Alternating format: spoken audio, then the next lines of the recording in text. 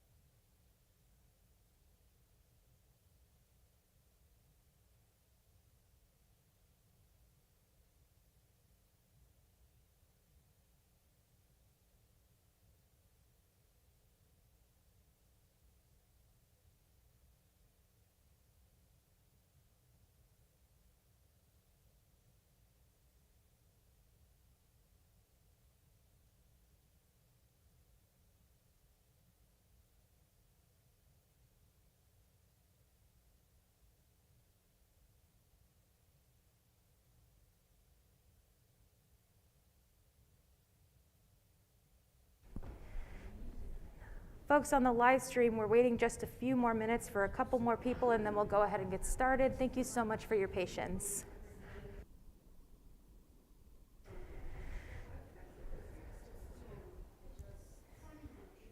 This is great. Hi, everybody.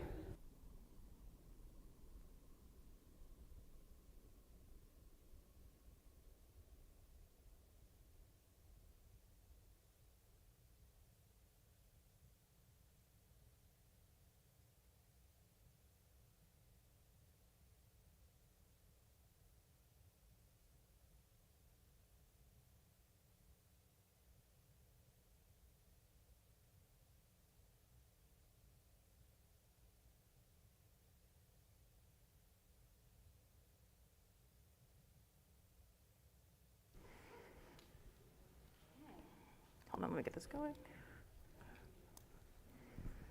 Thank you. Make sure you're standing out of the way of the projector. You're in the projector's way. Step away. Thank you. Okay. And the light. Make sure you're using the I'm so microphone. glad that you're all here. And I'm also so grateful to Calyx for presenting this very important workshop today. And I'd like to tell you a little bit about Calyx. Calyx is our student cantor, has been for a number of months, 2 years. 2 years. 2 years. And she is now, they are now finishing their 5th and final year at Hebrew Union College. They will be ordained as a cantor on May 7th. And Calyx uses they and them as pronouns and identifies as non-binary, meaning that they do not identify as a man or a woman. After they finish their tenure at Temple Isaiah, they will be moving to Pittsburgh to become the cantor of Temple Emmanuel of South Hills. They are the first openly transgender and non-binary cantor to be hired full-time by a congregation in any denomination of Judaism. Thank you, And Iris. it is my pleasure. Thank you. I have a pack on, so we're good to go. Okay. Testing, testing. Hi, folks. Thank you guys so much for coming out. I really appreciate it. Let me get this set up. Sorry. So I wanted to open this this presentation with a piece that I actually just recently did for my senior recital. So for those of you that don't know what a cantor is, basically I am like a music minister, but for the Jewish people. So if you speak to a rabbi, they are more text-based, study Talmud and Torah, that sort of thing. Cantors are more liturgy-based. We study prayers, essentially. So those are our two specialties, but we both function in full capacities as clergy. And so I'm usually like the music minister, the one that's leading services as far as the music goes. But yeah, so I wanted to present a quick piece that I wrote for my senior recital, which happened a couple of weeks ago, that has to do with this idea of gender and presentation. So I hope you all enjoy. ויברא אלוהים את האדם בצלמו, בצלם אלוהים ברא אותו, זכר ונקבה ברא אותם.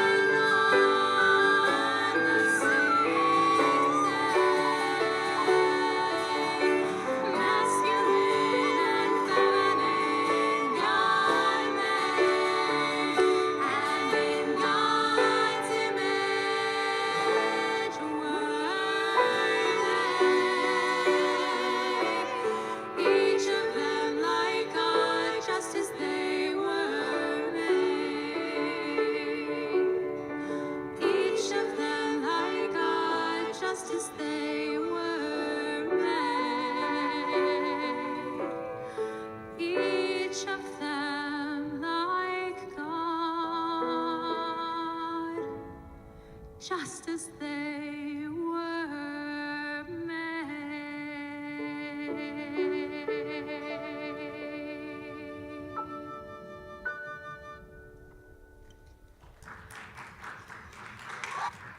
Thank you, folks. Thank you so much. Oops, hold on just a second. So that piece was concluding an entire program that was talking about something that I called transmasculine expression, meaning women were giving musical presentations wearing religious drag and singing in a tenor octave. And so that's what my thesis was about. You'll notice that in this presentation there were two other people. On the left was my friend Jordan Goldstein. On the right was my friend Zevi Tovlev. They are also both non-binary, meaning that they do not identify as a man or as a woman, but they do still identify with some sort of gender. And we are the first 3 non-binary cantorial students who will be ordained. And so that's my cohort. Those are the only ones that exist. So I am student cantor calyx. I was right in the middle there. I use they, them, theirs pronouns. So in language, if you were to refer to me, you would say, oh, this is student cantor calyx. They are giving a presentation today. I believe that's their computer, and this session is theirs, right? So it's a function of language. And so like I said, I identify as non-binary, meaning I don't identify as either of the binary genders. When we talk about the gender binary, we're talking about male and female specifically. But I do still identify with the concept of gender. Some folks do not. They would be called agender folks. They do not identify with the concept of gender. Some of them might be considered non-binary, but it's all about their own personal preference, which we'll talk more about here when we get going. So a little bit about me and my journey. I came out as a member of the non-binary community in 2010. And for those of you that have any sort of grasp on this, it wasn't even on the radar of anybody. No one really was talking about trans people, specifically non-binary people back then. And so I identify both as transgender and non-binary, meaning that I do not identify with the gender I was assigned at birth, which is why I identify as transgender. And because the gender I do identify with is outside of the gender binary, I identify as non-binary. Some folks who are non-binary do, somewhat at least, identify with the gender assigned at birth. So you can be non-binary and not be transgender. You can also be intersex, meaning that you have multiple sets of chromosomes, and be cisgender and non-binary because their sex assigned at birth was perhaps a bit non-binary. And there are plenty of transgender people who do identify with the gender binary. If you've heard of something called trans men, those would be people assigned female at birth who identify as women, and who are assigned female at birth and identify as men, and trans women who were assigned male at birth and identify as women. Those are binary genders. And so people in the transgender community don't always necessarily identify as non-binary. So the first openly non-binary person I ever met is my friend Jordan Goldstein, who was there in the yellow, the gold turtleneck and the blue pants. I met them in 2018 when I came to cantorial school. I grew up in Missouri, which does not have a famous history of being trans-friendly. And so I didn't really know people like me when I was growing up. And so it was kind of a surprise that I happened to meet another transgender person, and specifically a non-binary person, in seminary. I thought that was pretty funny. And the 3 of us will be the first transgender and or non-binary cantors ever to be ordained. Very exciting. So when we're talking about allyship, the first thing that we need to understand is that allies are built, not born. It takes work to be an ally, and not everyone is going to be an ally right out of the gate, and that is okay. And you guys are all here doing the work today, which is the first step to becoming an ally, is to learn a little bit about what it actually means and how we can actually act in a way that shows allyship. And one of the easiest ways that you can be an ally to the transgender, non-binary, and gender non-conforming community is to understand pronouns, how they work, and why they work in certain ways. So in your packet, which feel free to take these home and use them at any point. If I found them with specific references, I've given where I found the information from. So personal pronouns are something that people use to identify themselves, right? And so lots of people in this room I see have binary pronouns, meaning that one would use she and her and hers. and also others would use he, him, and his. It's important to understand that pronouns actually don't indicate gender and are instead how you prefer to be referred to. There are non-binary people who use binary pronouns, and cisgender binary people, and even transgender binary people who also use non-binary pronouns such as they, them, and theirs. And so it's important to understand that when you meet someone and they give you their pronouns, it doesn't actually tell you anything about how they identify. It's simply how they wish to be referred to. And so I give a little breakdown of these pronouns. So we've got the singular first person pronouns, which is I and myself. So when you're using specifically they, them, and theirs, this can get a little complicated, right? We wonder, how are we supposed to conjugate these pronouns? So for singular first person, they say the same. So I would say, I am a writer and wrote that book myself. Those ideas are mine. Do you like both me and my ideas? The same. Singular second person pronoun, which is actually interesting, and we'll get into this because this technically isn't a singular second person pronoun. It is a plural pronoun that in the 1700s we adapted to be a singular pronoun. In fact, the singular you has a shorter history than the singular they. The singular they has been around in writing since 1375, and the singular you has been around since about the 1700s and only became popular in the 1800s. Thou was still the standard at this point. But if we're using you as a first person singular, I would say you are a writer and you wrote that book yourself. Those ideas are yours. I like both you and your ideas, right? And then we get to the singular third person pronouns. This is where it gets a little bit more complicated. So we've got she and her. We would say she is a writer and wrote that book herself. Those ideas are hers. I like both her and her ideas, yeah? Then we've got he, him, same kind of deal. He is a writer and wrote that book himself. Those ideas are his. I like both him and his ideas. And then we get to they, them. So the first question that people ask me about they, them is how do we conjugate it? I wouldn't say they is. I would say as if it's a plural, they are. So you would say they are a writer and wrote that book themselves. So I know that we use often themselves for plural. Themself for a singular is totally fine. Those ideas are theirs. I like both them and their ideas. And like I said, it's conjugated as a plural. There are pronouns that are singular that are conjugated as if it were a binary pronoun in the singular. We'll get to that a little bit later, and it's all in this packet if you would like to do further reading. And then there are people, specifically in the transgender community, though not exclusively, that prefer you not to use pronouns. So this would be someone, if you wanted to refer to them, the only thing that you could use is their name. And it's funny because I'm using pronouns right now to refer to them, even though you're only supposed to use their name, right? So let's say their name is Ian. Ian is a writer and wrote that book, Ian's Self. Those ideas are Ian's. I like both Ian and Ian's ideas, right? A little more complicated, perhaps a little clunky, but there are people who prefer just to use their name. And why is this all important? And the reason that this is important is because this is a sign of respect. When you work with a person, when you talk to a person, it is one of the easiest ways that you can show someone respect is to use a gift that they've given you, their pronouns, and use them not just when you're around them, but also when they're not around. And this is very important. Plenty of people will use someone's pronouns in a group setting when they're around and then not use it by themselves or in other group settings. And I want to stress it's incredibly important that when someone gives you their pronouns, it's imperative to use them all of the time as much as possible. And there are also a situation where people use multiple sets of pronouns. So I have a friend, Emily, who used to be the student cantor here, actually.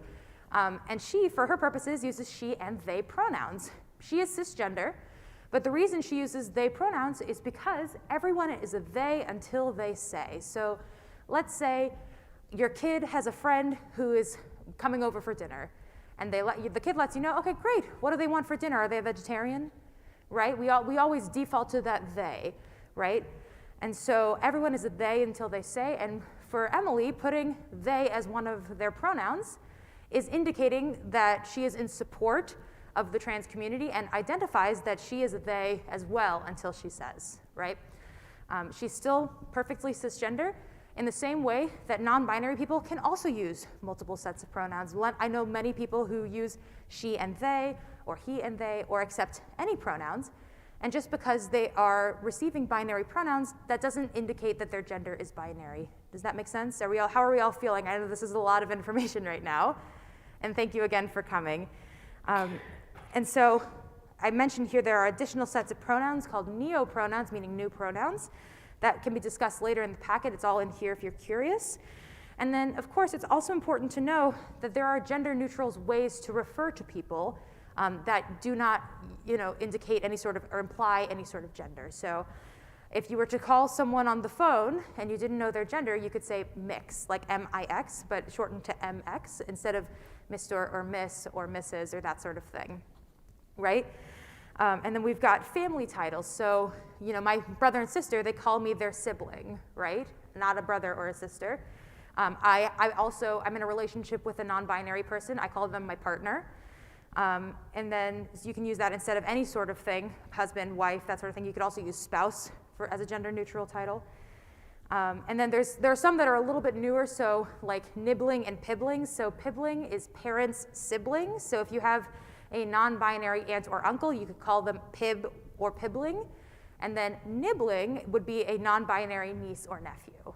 If you have lots of nieces and nephews, you can also say that you have nibblings, right? It's not that it's specifically referring to a non-binary person, but it removes the implied gender from the word. Of course, there's also child or grandchild as gender-neutral language. And then it's also important to know that there should be and is gender-neutral language when referring to a crowd. So instead of saying ladies and gentlemen, you can say friends and guests, dear ones, loved ones, that sort of a thing when you're referring to a group of people.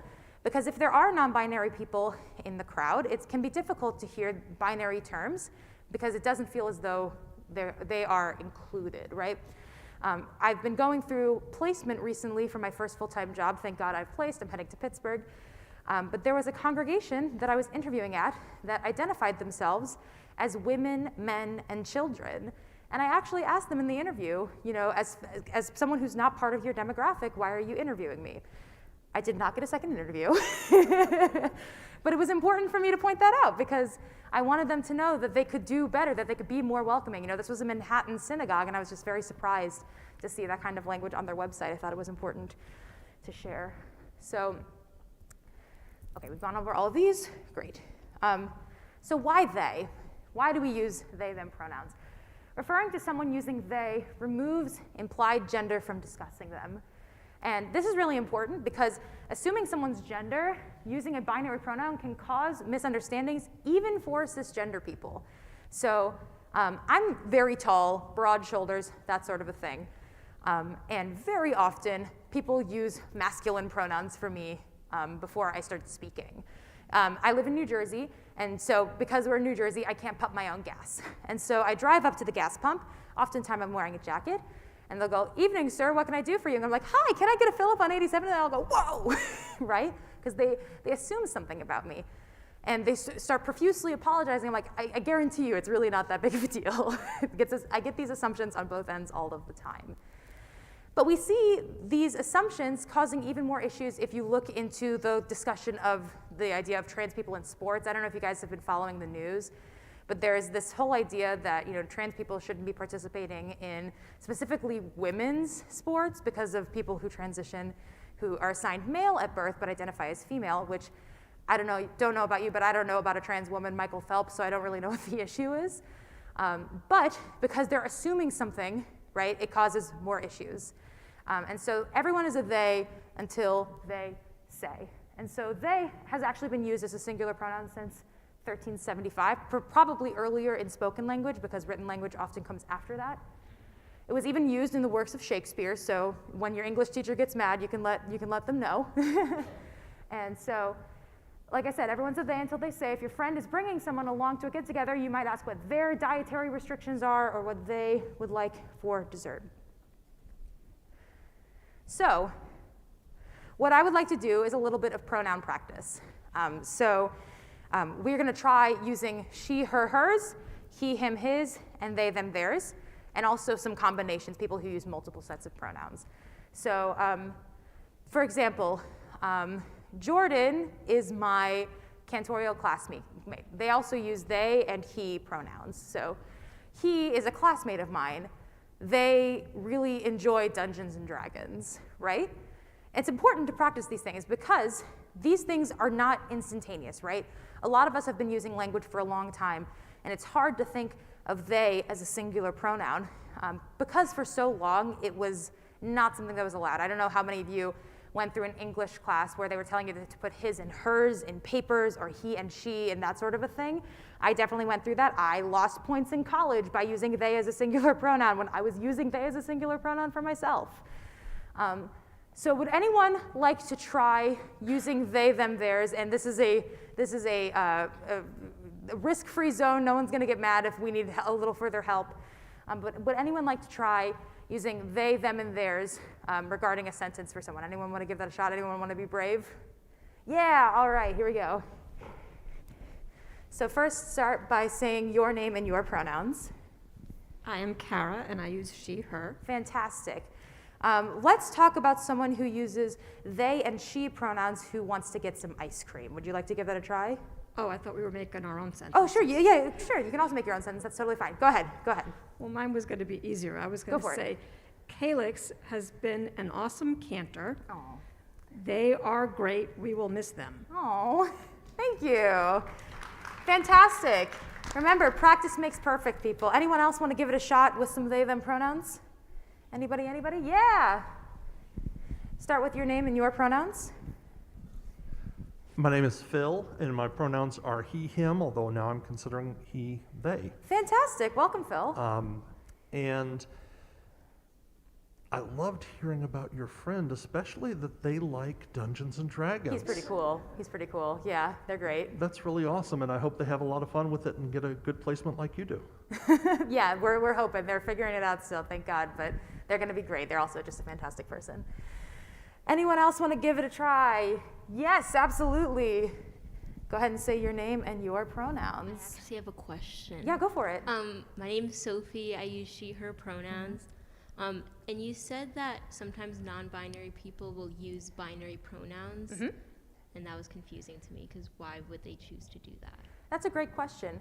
So sometimes non-binary people will identify, at least partially, with some binary aspects of gender. So some people might identify, so there's a concept called demi, meaning partially. So like someone could be a demi-girl or a demi-boy, meaning that they associate or understand parts of femininity or parts of masculinity or manhood or womanhood or whatever, but they personally, their gender is outside of that binary. So gender is really a spectrum, and I'm not even talking about, female over here, male over here. It's really just a giant 3D spectrum that there's millions of points that someone could fall under. And in fact, one of the most famous scientists who unfortunately was ostracized from Germany in the 1930s because he was Jewish and because he spoke on transgenderism and sexuality, said that there are as many points in the gender spectrum as there are stars in the sky, right?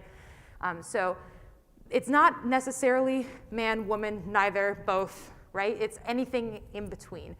And because pronouns don't indicate gender, you can use any amount of them without it changing who you are as a person, right? So, like my friend Jordan, like I said, they use they and he pronouns. He isn't a man, he doesn't identify as a man, but he also identifies more with the concept of being a man, masculinity, that sort of thing, and he pronouns fit. But it's the same question, right? Like, so for cisgender people, you are given a gender and you say, yeah, that's pretty good, I'll take that, right?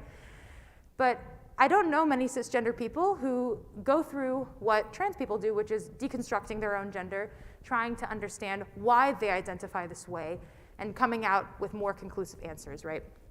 And so a lot of trans people will spend years deconstructing their gender and learning about different identities and understanding parts of themselves that aren't common knowledge or something that is commonly talked about, and will come to their own conclusions, right? And so this is very much a 101. I was not going to get into gender deconstruction today, but a lot of people, after deconstructing their gender, think, well, I could accept he pronouns even with the kind of implied gender of it, and I could accept they pronouns as a genderless thing. There are also people who identify as multiple genders, like so there are people who are gender fluid, who kind of flow between different identities. Sometimes those people use different pronouns on different days.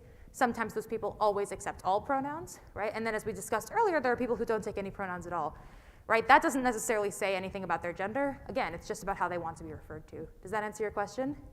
Yeah, absolutely. We got another question. Give me just a second. I'll give you the mic. I have a question and I also have a Yeah. point. I have a nephew that is transgender.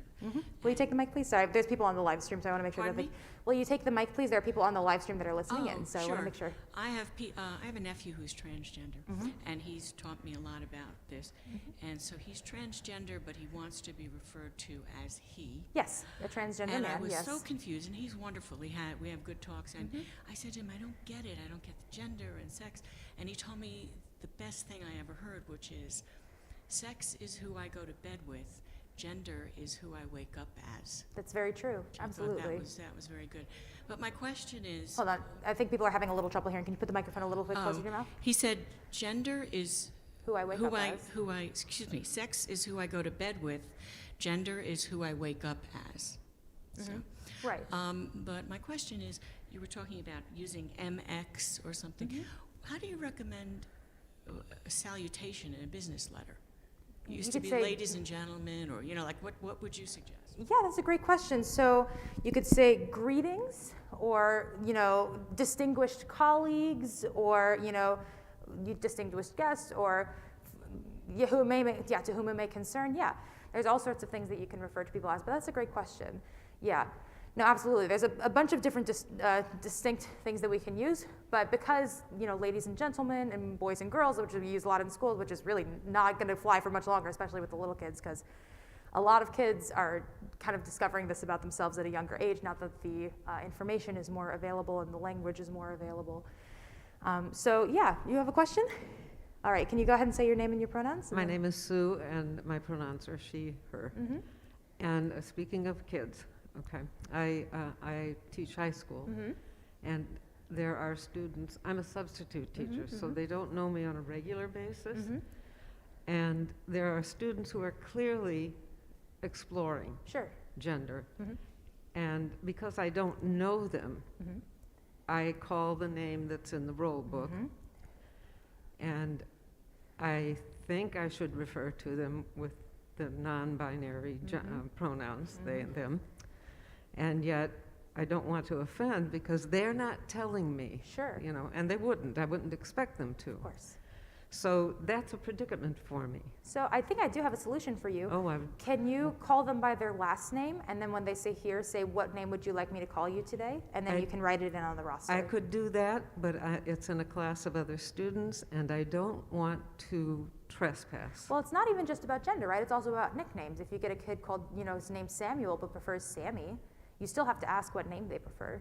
True. So it's not necessarily just about gender. It's about knowing them personally, Preference. right? You're only getting to know them for a single day, but it's going to be really meaningful to these kids if you want to refer to them in the way that they prefer. I can take them aside also and Yeah, ask. yeah. You could also ask as they're coming in the room. And then the other thing I'm going to talk about later in the presentation is about pronouns. So I'm asking you all your pronouns today because we're in this workshop. But when you're in big rooms like the classroom, it can get a little more dicey, right? Because like you said, the kids are exploring. They haven't necessarily come to a conclusion yet. So what I like to do is to say that I'm going to share my pronouns. Please feel free to share your pronouns. It is not mandatory. Because some kids won't feel comfortable sharing pronouns that are either incorrect or that they're still figuring out or that sort of a thing. Does that make sense? Does that help? That does. Great, thank you, Sue. Thank you. We have another question, and we're going to have more time for questions at the end, so this is going to be the last question for just a minute, if that's okay. It's actually more of a clarification for Sue.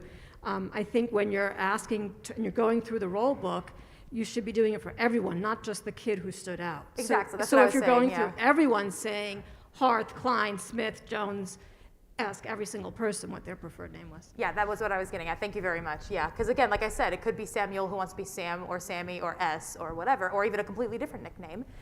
People change names all the time, and for what it's worth, for people worry so much about the trans issue with names, but we don't think about how often people change their names for other reasons. So I think I'm like the 5th person in recent memory in my family that's changed their name. My grandmother and my grandfather and my father and my cousin Shoshana have all changed their names. None of them are trans. And it's because they wanted to be referred to something different, and that's totally fine. And then when people get married, specifically usually women in heterosexual relationships, they often change their name, and that is not something that is, shocking or frowned upon. In fact, in heterosexual relationships, when the man changes his name, that's even worse. My friend Isaac got married a couple of years ago, and he went to the DMV to change his license, and they hyphenated their name. And they wouldn't allow him to change his name. He needed to go get a name change form because only women were allowed to change their name that way in the state of New York. True. He's a heterosexual man married to a woman. They just had a baby, but that was a real issue for him because, heterosexism and transphobia affects us all, right? It's something that causes all of us problems. If you don't look feminine enough and you use the women's restroom and you are attacked by someone who's transphobic, that's still transphobia, even though you are cisgender, right? I had an incident when I was a teenager. I was coming from a part of town that was not my part of town. Like midnight, I was trying to get home for curfew, and I got stopped on the street because I was driving this, beat up car with a big dent in the back, whatever. And it was pitch dark outside. I got pulled over, and I rolled down the window, and the cop shines the light in my car, and he's surprised because I was coming from a black part of town, and he thought that I was a black person. I had been racially profiled, even though I'm not black, right? And so this affects us all. Any sort of prejudice affects us all, which is why it's so important to deconstruct these things for ourselves so that we're not only bettering the trans community, the gay community, racially diverse folks, we're also bettering lives for ourselves. And I think that that's very important to understand. It's not just about caring about a fringe group, it's caring about the health of all of humanity. Does that make sense? All right, so we had a little pronoun practice. So I want to talk a little bit about neopronouns. So first, I want to say that people are often surprised or perplexed or worried about this concept of neopronouns, meaning pronouns that are singular and gender neutral that hadn't been written down before necessarily, right? And I just want to remind everyone that English is not some codified thing. We all make it up all the time, right? Selfie wasn't a word until 15 years ago, but it's something we all say now. Webster's dictionary puts in new words every single year, right? So when we look at these new words, because they're associated with trans people, oftentimes it's negative for people. But it's important to understand that language isn't static, and if it was, it would all be ye olde English. We would be speaking, words from a century, a millennia ago. We even look at Hebrew for those of us who are Jewish. So Hebrew was completely reinvented in the late 1800s. It was essentially a dead language, and a guy named Eliezer ben Yehuda had to put in thousands of new words for millennia of new things that had to be talked about in this language, right? All languages are living and breathing. If they're still being spoken, that is. I can't say that about Latin or ancient Aramaic, but it's true. And so some people use pronouns as singular neutral pronouns outside of they. So the he, she, they trinary is this kind of like codified third-person pronoun trinary.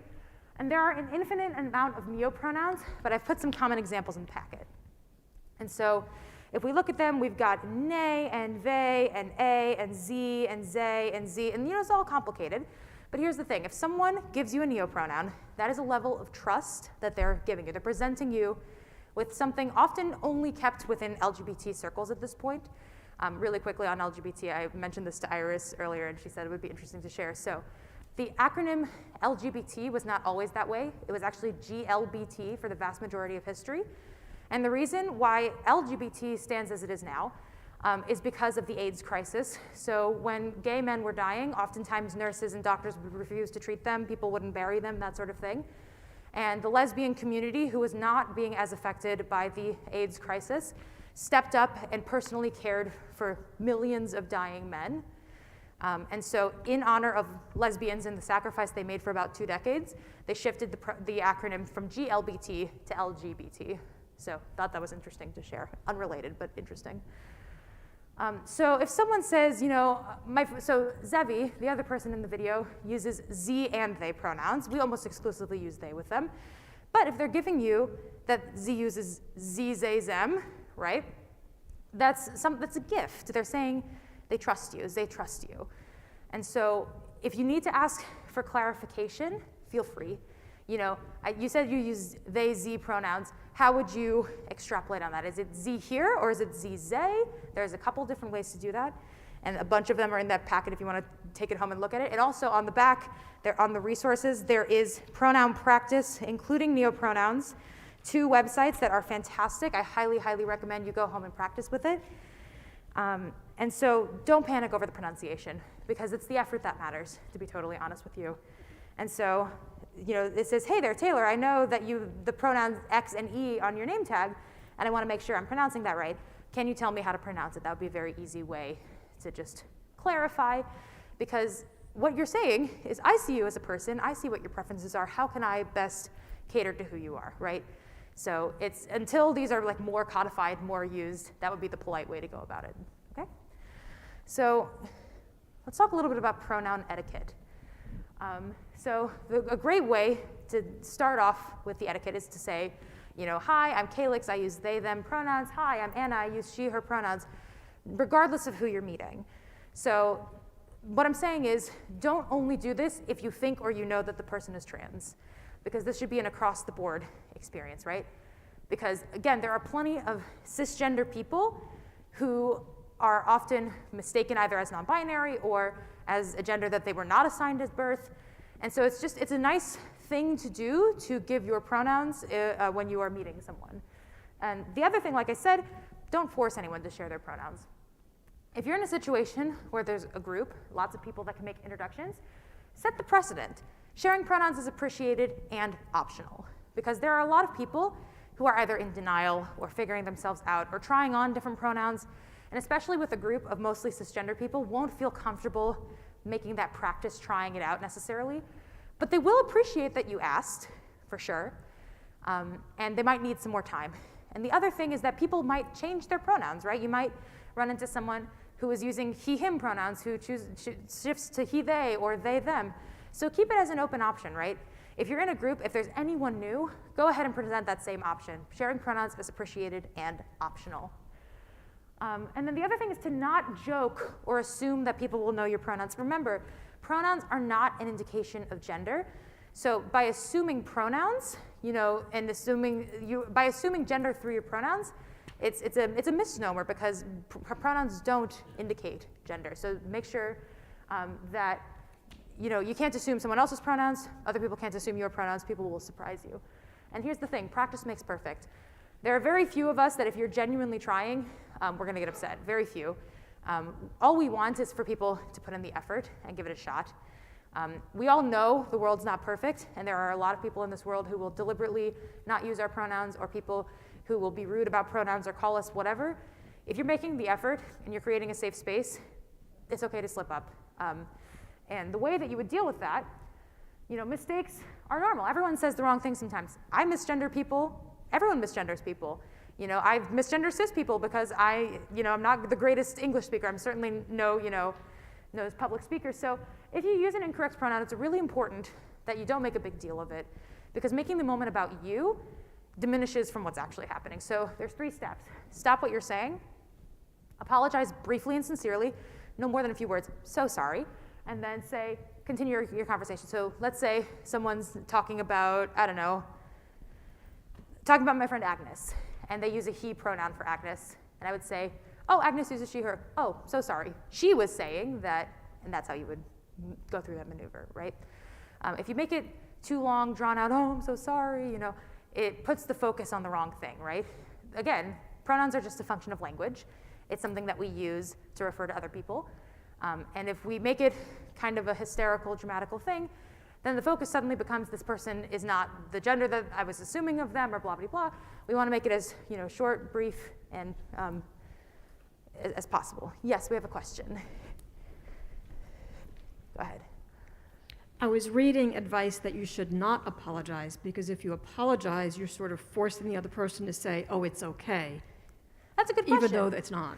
Yeah, well, I think part of it is that you can understand that it's not okay. You can apologize without expecting a forgiveness in the moment, because I'm not saying like, I'm so sorry, please forgive me.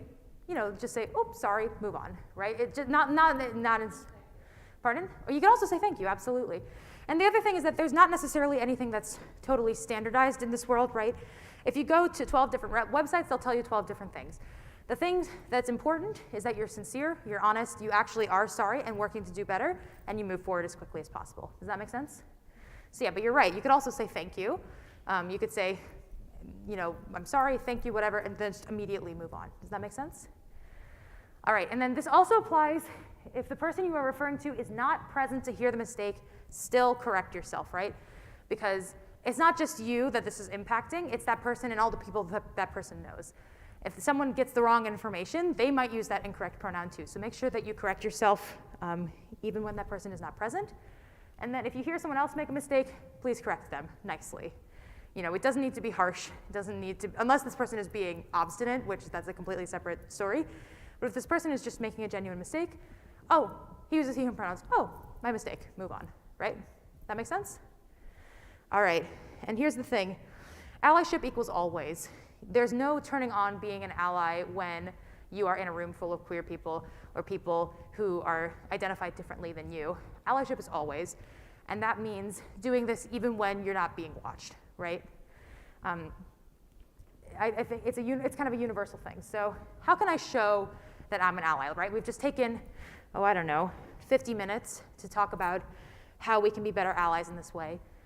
And there's 3 steps that you can do. So the first one is to do what we were saying, introduce yourself with your pronouns regularly. You can also, when you're in interactions like this, write your pronouns on your name tag today, like we did today. And the third one, which we will take, there's an email signature pledge that we will sign on the way out if you would like. You can put your pronouns in your email signature. And I mean, I understand that seems, kind of small, kind of silly. But first of all, as someone who is on the other side of this, I just want to let you know, we notice. We notice when you do this. It's incredibly important because it's important not only for people who are emailing you, so for what it's worth, my parents' names, they're Jean and Terry. Which one is my father, which one is my mother? It doesn't matter, they're both gender neutral names. And when I was a kid, they had this problem and understood that they didn't want me to go through the same issues, so they gave me a very feminine name, which is not the name I currently use. Surprise, non-binary, had to change it, right? So it would make sense for them to put their pronouns in their email signature because they have gender neutral names, right? It makes sense for everyone because it's just that additional piece of information that helps us communicate with you, talk about you to other people, that sort of thing.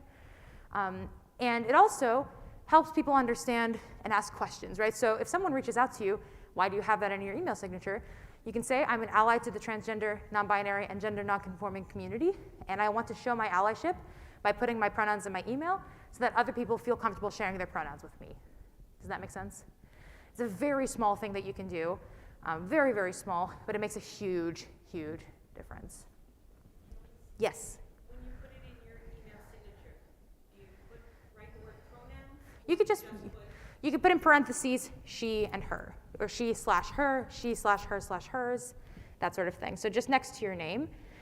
So like I even go one step further. I put my pronouns in Hebrew in my email signature because I interact with a lot of Israelis. So there isn't a functional common gender neutral pronoun in Hebrew. Like a lot of languages, it's a binarist language. So I actually use masculine pronouns in Hebrew. There is a non-binary Hebrew project for people who are interested. I don't personally identify with it, which is why I don't use it, but it's a perfectly valid project and frankly has done a lot of good for a lot of people.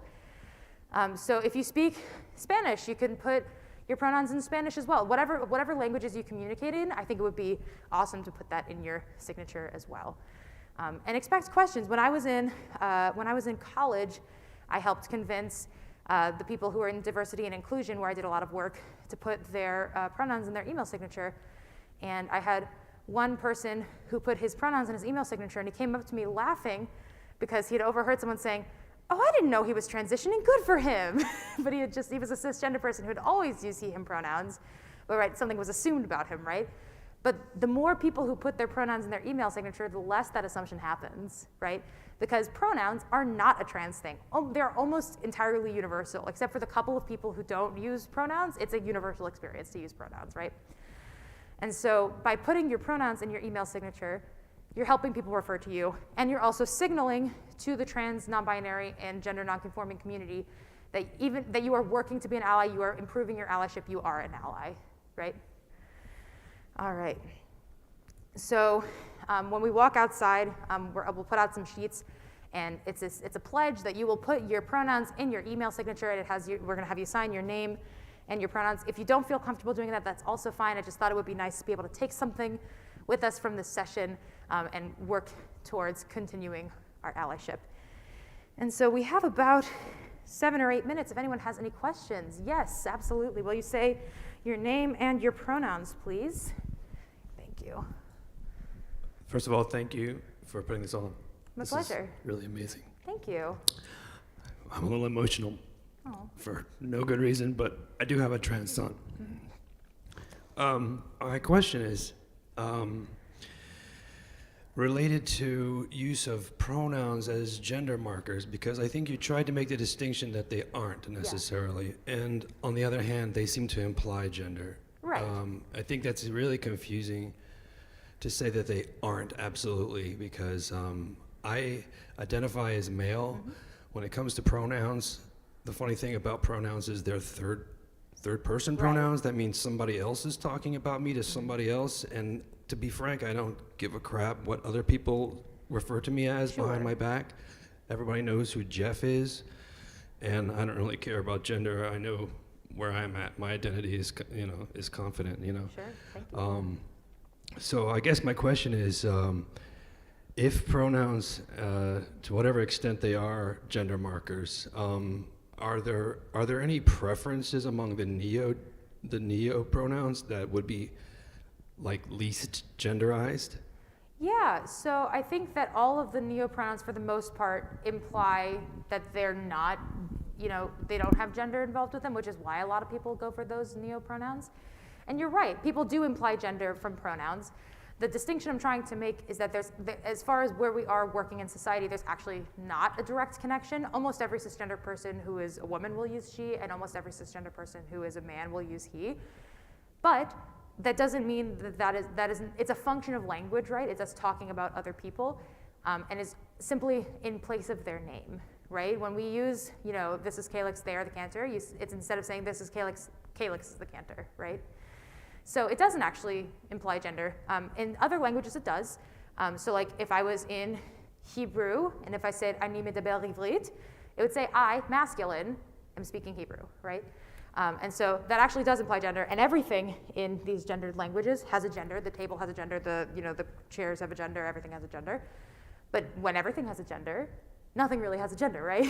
So when we look at all of these different options, it helps us to understand that this is merely a function of language. And there are definitely people, especially trans people, binary trans people, who really, really see their gender in their pronouns, right? Trans women care a lot about she, her, and trans men often care a lot about he, him, right? Especially when people are using another binary pronoun to explain them. But it's not because the pronoun has gender, it's because of the perception of the pronoun having gender, right? It's projected on the language. Does that make sense? Like it is what cis people see the language as working as, when in fact it's just a function of gender, a function of language, right? But I understand what you're saying, and there is a lot of stuff, there's a lot of things that are implied when we use language. The distinction I'm trying to make is that as far as how the language works, it's only a substitute for their name, and therefore does not imply any specific gender. It's just that there are typical ones that are used for different genders. Does that make sense? But I understand, and thank you so much for sharing. I really, really appreciate that, and thank you for coming. Any other questions? Is anyone who hasn't spoken yet, and then we'll get back around? Yes, please. Name and pronouns, please. Lisa, she, her. This discussion, I think, brings up a very fundamental issue of why we have these pronouns that we think we need to identify and put people in this binary category of male and female. I mean, why do we need to know that when we're addressing someone? It's a good question. I mean, what is the purpose? And I think it's an artifact of culture that we are growing beyond, but our language is lagging behind. Precisely. And one thing that's frustrating to me is now sitting here thinking about this is people think, oh, I gotta do this, I gotta know which person has this and which person has that. I wish we could wave a wand, but language doesn't work that way, and just get rid of everything and just come up with some easy to use gender neutral pronouns and just get that out of our language. But it doesn't work that way. No, it so doesn't. it's going to be it's going to be messy for a while and take a little bit of you know, thinking and changing. Right, and I think part of that artifact comes from this. It's a mostly Western concept of binary sex, which is beyond gender, right? It's about how someone is assigned at birth. But binary sex has never been a thing. There are infinite permutations regarding chromosomes and secondary sex characteristics and all of these different things that put someone either squarely in or partially outside or completely outside of the binary sex kind of situation. You know, there are people who, like, for example, people who identify as women who have PCOS, which is polycystic ovary syndrome, they have too much testosterone in their body. That's a male sex characteristic, right? That's an intersex condition. And so they wouldn't fit squarely within the sex binary. And so by trying to use binary pronouns when many, many people don't actually fit even within the binary sexes as cisgender, it gets quite complicated, right? It's very much a Western idea. If we actually look at Judaism, there are 6 genders that are talked about in Talmud hundreds of times that talk about different permutations of sex characteristics. It's important to understand that gender was seen as not necessarily about how you feel, but how you are externally in that time, and our understanding of gender has shifted in the last 50 years. And so there was laws because Jewish people wanted to include these people who were not in the binary in Jewish life, right? There were rules about who they could marry. There were rules about who they could pray with. You know, what about family purity laws? What about this? What about that? It was all very closely codified, and it's been basically erased from Jewish culture in the Western diaspora. It's very sad. But all of this to say, you know, that any sort of binary doesn't make sense for almost anyone because almost nobody fits squarely in that binary of male and female, right? Yeah. So it becomes very complicated. But that's what these neopronouns are trying to do, right? And you can really take any word and make it a neopronoun. Remember, language is incredibly flexible. It's something we create. And so we can find other ways to do this and find other singular neutral pronouns. But yeah, a lot of it was kind of squarely based in like, you need to know if you're referring to your wife, you know, it's important because back in the day, she was your property, you know? It's important that you're using she because it actually denoted that she was lesser, right? It was more than just a function of language. It was showing of status, right? And now that we've moved past, and we're in the 3rd wave, depending on who you ask, 4th wave feminist movement, you know, we're no longer stuck in this idea of classifying gender as more than, less than. So you're right, the language does need a complete revamp. You're totally correct. Thank you for sharing. People, a lot of people are stuck with the problem of plurality. Mm-hmm. That drives me crazy. No, a lot of people are, and it's because, especially in the last 100 years, there's been a lot of pushing about he and she and his and hers and that sort of thing. They was not considered correct. But again, if anyone asks, tell them to go look at Shakespeare. Tell them to go look. I think it was a werewolf book in 1375 that had this first use of they in the English language. And if they really get up in arms about it, ask if they use you as a singular, because you is not a singular pronoun. It isn't by and large a plural pronoun. Y'all would be a more technical function if you wanted to put you in the singular. But thou in the English language is the correct way to refer to one person. And we're about 300 years past that now. So why we're still stuck on they, I think it has to do with transphobia, right?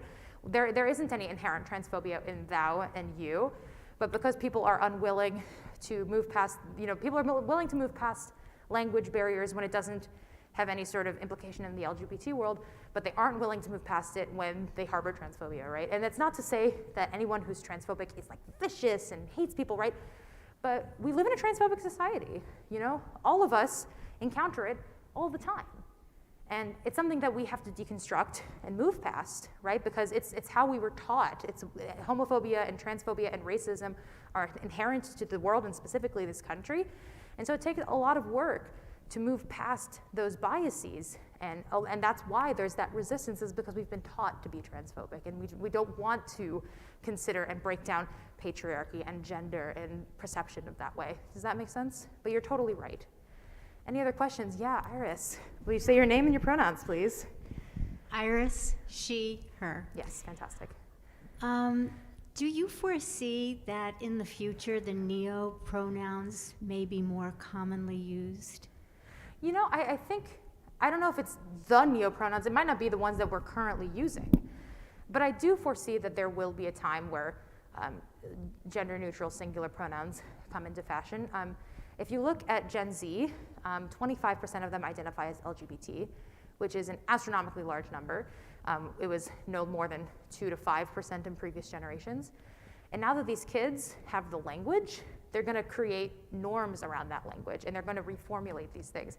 I can't predict which of the neopronouns will become common, but I'm pretty sure that they will become more common as more people are being brought into the community and becoming leaders in the community and creating new language. Does that make sense?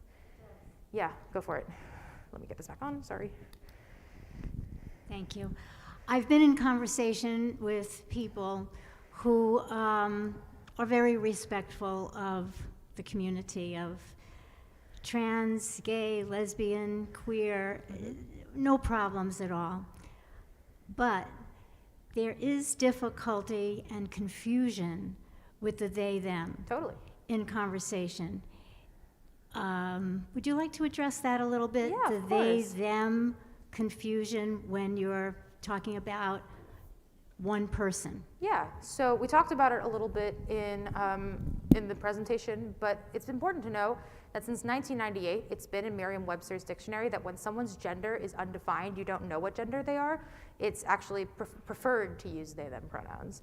So for 25 years, it's been codified in dictionaries that they, them is a singular third-person pronoun.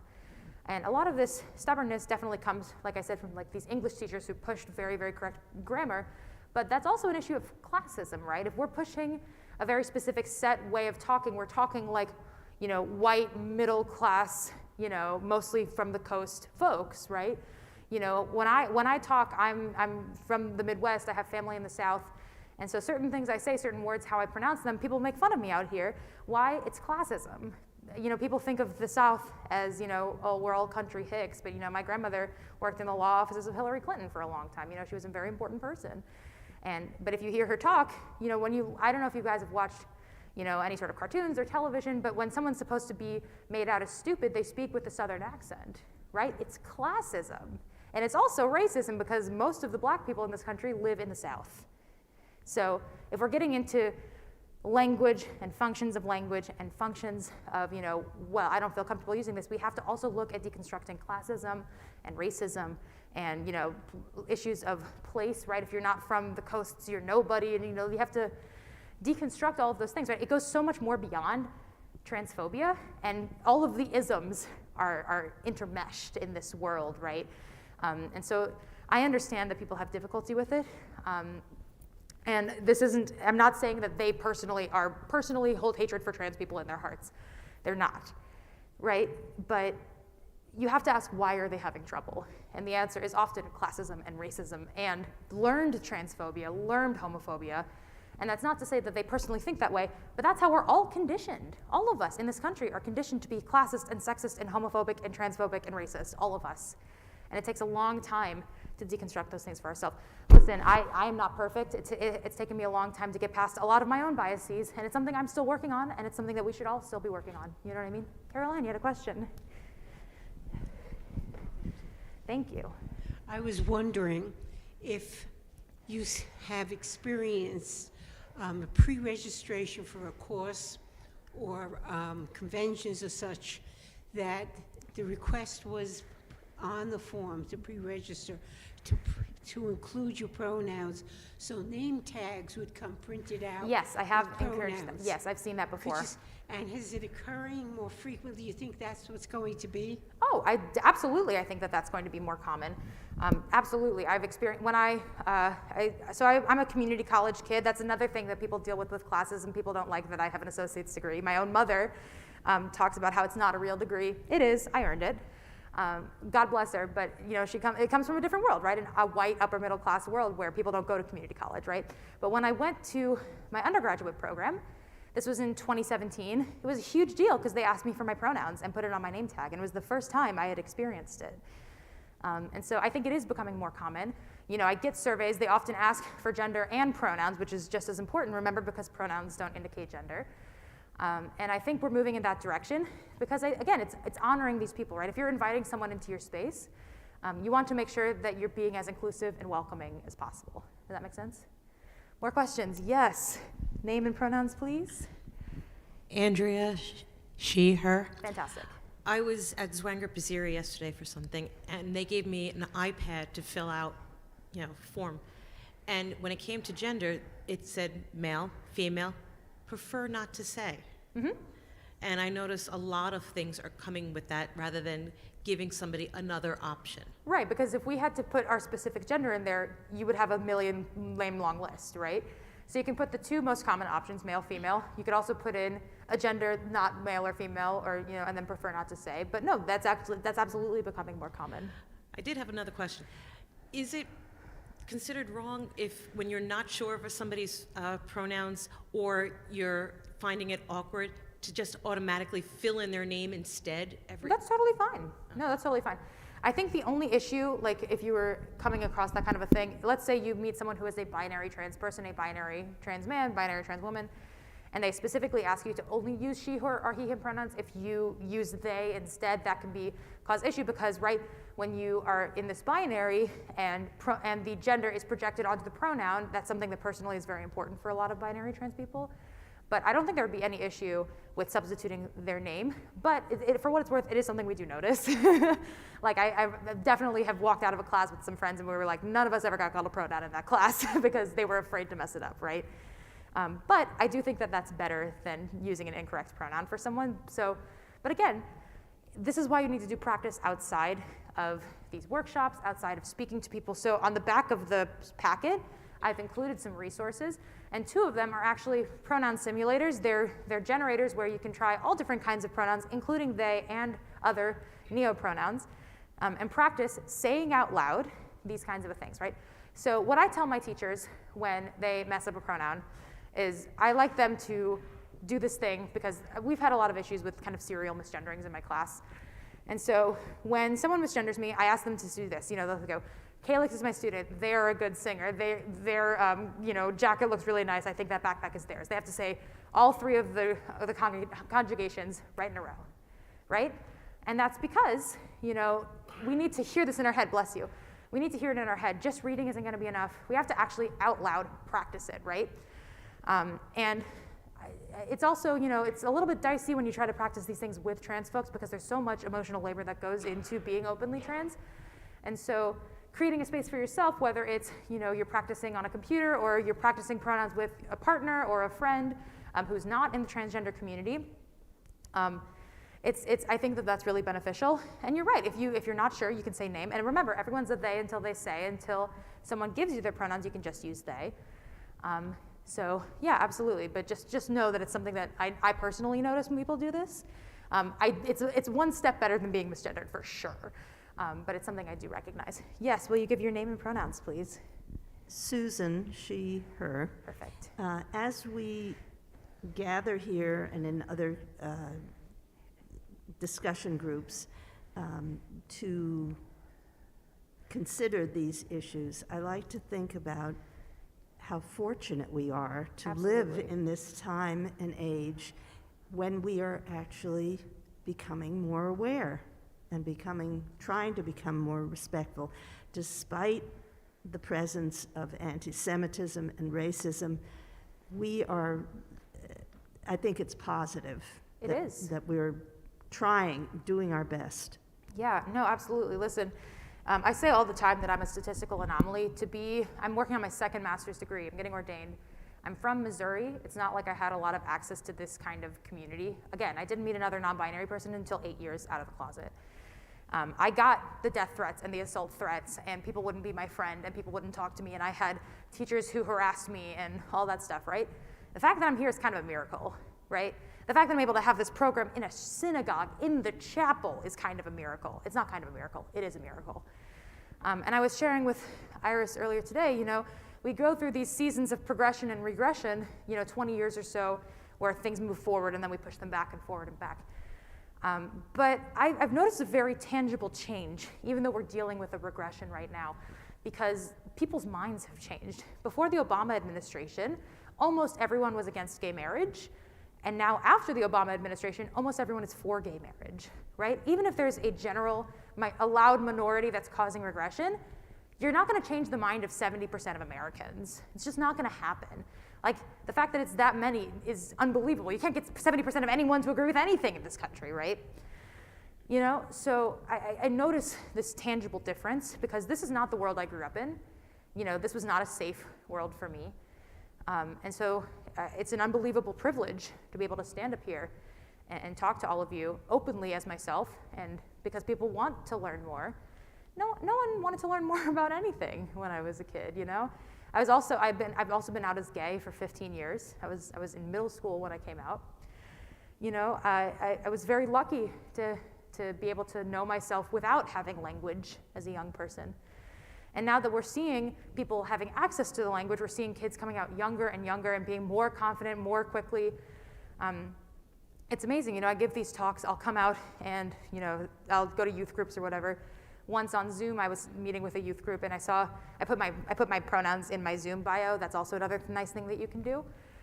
And I meet the kids, and I see one kid start frantically typing, and their pronouns change to they, them in the bio. And I was like, great news. We do the session, we're closing out, and my friend, who's running the youth group, misgenders this person. And let me just say, she is on the nose. She's fantastic about pronouns. So I was very confused when she misgendered this person. And I asked her, did you know this person's pronouns before? And she said, no, this was their coming out to me, right? Even being able to be physically present in a space as a they, them, looking like me, talking like me, is enough to change people's minds, right? It's the things that pushes progress. And I don't for a second of my life not recognize how fortunate I am to be where I am and to be able to give talks like this. And you know, I'm a teacher and a cantor, and you know, I do all of these things, and you know, it's something that was literally unheard of when I was younger. And so I appreciate being able to be here. We have a question? Yes, absolutely. Name and pronouns, please. Yes. My name is Mauricio, he, him. Thank you, Mauricio. I'm a teacher, so over the last, I've been teaching for about 19 years now, and it was over the last 5-6 years, I've seen so much more of the comfort, because it really is about comfort. Yeah. In the classroom, and I have kids that have written me letters and things like that, because I am pretty open about these things. Sure. I have a transgender brother who is still currently trying to find who they are. Yeah. You know? Yeah. And it is awesome to see the growth in both parts of my life, my personal life with my brother and with my students. And, yeah. And it's, I wish this kind of seminar was available everywhere, to be quite honest. I wanted to say that I wish people in the community where I teach, where it's desperately needed, would have access to this kind of knowledge and well, the good news is this was live streamed if you want to find the live stream and send it out. But also, you can take that packet with you, make as many copies as you want. Oh, yeah. I definitely will. And I guess the resources are fantastic. I would like to maybe get some more if I could. Please, absolutely. And I also just want to say thank you. I think things like this are, you know, they are coming along as you're saying, but not as much in all the places that we need them at the time. I'm hopeful that it will, you know, it will get better and it will be more of this everywhere. But I just want to say thank you, and thank you for, you know, welcoming me. I of course want to thank you because I really just got this from the newsletter because I just started going to your services, and I really appreciate that as well. So this is awesome. Thank you, Mauricio. Thank you. Yeah, you know, it's so funny. I joke all the time that I'm really looking forward to 50 years from now when I'm retired and I'm old news and everyone's trans and, you know, everyone's like, oh my gosh, there was a day where this wasn't normal, and I'll get to tell the kids in the preschool or in the religious school how, you know, back in my day, everyone used she and her pronouns and he and him pronouns, and almost no one used they and them. It'll be like, that's crazy. You know, like I look forward to that day.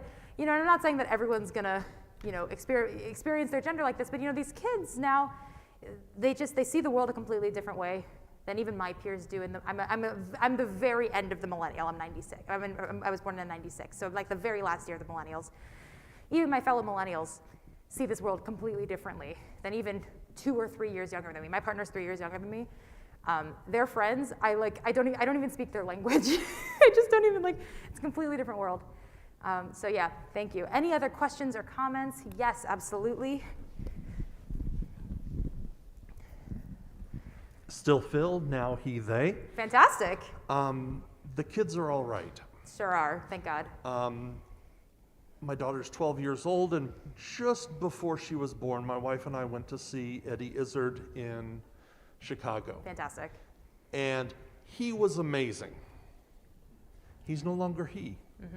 Because back then the language was transvestite and things like that. Now Eddie Izzard is she, her. And we've introduced our daughter to the comedy and absolutely loves it. And my wife and I mess up all the time. Totally. Because You knew we her knew for before, 12 years, yeah. And loved the comedy before and saw live before. And if you want to get corrected, have a 12-year-old. Totally. Oh my gosh, yeah, no, it's fantastic. I can't tell you how Because often. Yeah. oh man, I remember when we saw him, she, Exactly. okay. And, They and know. my daughter and her friends, she can tell you how they identify and when that changes. Yeah. And it's not absolutely. settled yet. And it's sort of along for the ride, but they're doing great. No, for sure. Yeah, I mean, for what it's worth, the term non-binary didn't exist in common language when I came out. I came out as gender fluid, and like I said, part of being in the trans community is deconstructing your own gender. And over the years, I came to understand that it's not my gender that's fluid. I have a very, very fixed gender, but my presentation is very fluid. I've always rocked a closet full of men's clothes and a closet full of women's clothes, like half and half, literally exactly half and half. Like since I was a kid, I've always done this. But it's not because I sometimes identify as a man or a woman. I never identify as